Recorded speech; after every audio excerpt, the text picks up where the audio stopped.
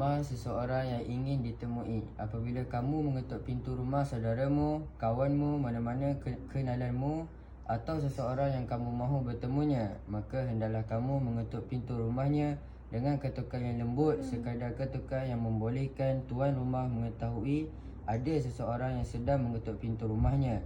Janganlah kamu mengetuknya dengan kasar dan kuat bagaikan ketukan orang-orang zalim ataupun malaikat Zabaniyah.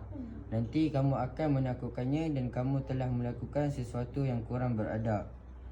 Pernah suatu ketika datang seseorang perempuan bertemu Al-Imam Ahmad bin Hanbal rahimahumullah untuk bertanyakan beliau beberapa masalah berkaitan persoalan agama. Lalu dia mengetuk pintu rumah Al-Imam dengan sedikit kasar.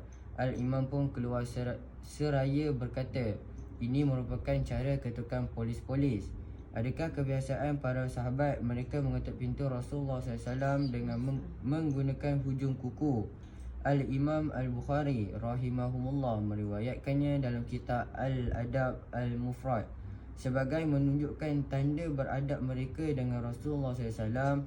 Ketukan lembut dan perlahan ini adalah dituntut sekiranya tuan rumah itu duduk berdekatan dengan pintu rumahnya, ataupun tuan rumah yang sedang berada jauh daripada pintu, maka pintunya diketuk dengan ketukan yang sedikit kuat, sekira-kira dia mendengarnya dari tempat dia berada itu, tetapi bukan dengan ketukan yang kasar.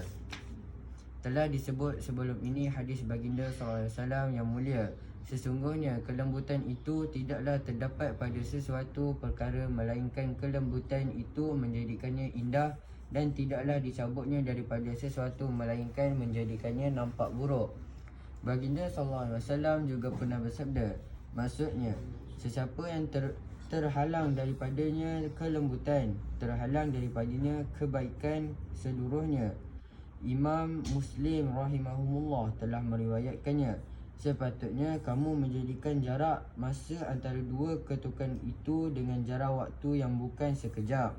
Sekira-kira orang yang sedang berwuduk dapat menyelesaikan wuduknya dengan tenang, orang yang sedang sembahyang dapat menyelesaikan solatnya dalam keadaan tidak tergesa-gesa, dan orang yang sedang makan dapat memudahkan suapannya tanpa tergopoh-gapah.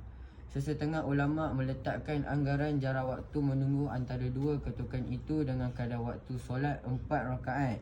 Kerana mungkin ketika awal ketukanmu dia baru sahaja memulakan solatnya.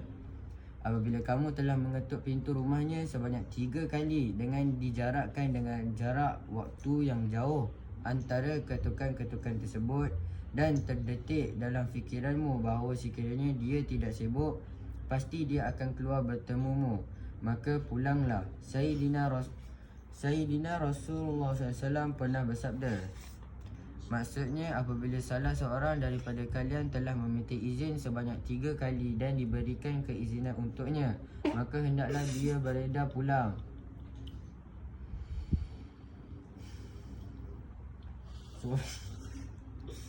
Sewaktu kamu sedang meminta keizinan daripada tuan rumah, janganlah kamu berdiri betul-betul di hadapan pintu rumahnya.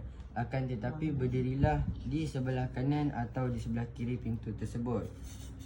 Sesungguhnya adalah Rasulullah SAW itu apabila mendatangi pintu rumah seseorang, baginda tidak akan menghadap mukanya betul-betul di hadapan pintu itu supaya tidak melihat ke dalamnya, tetapi baginda akan berada di sebelah kanan ataupun kiri pintu tersebut. Imam Abu Daud rahimahullah telah meriwayatkannya. Subhanallah walhamdulillah, asyhadu an la ilaha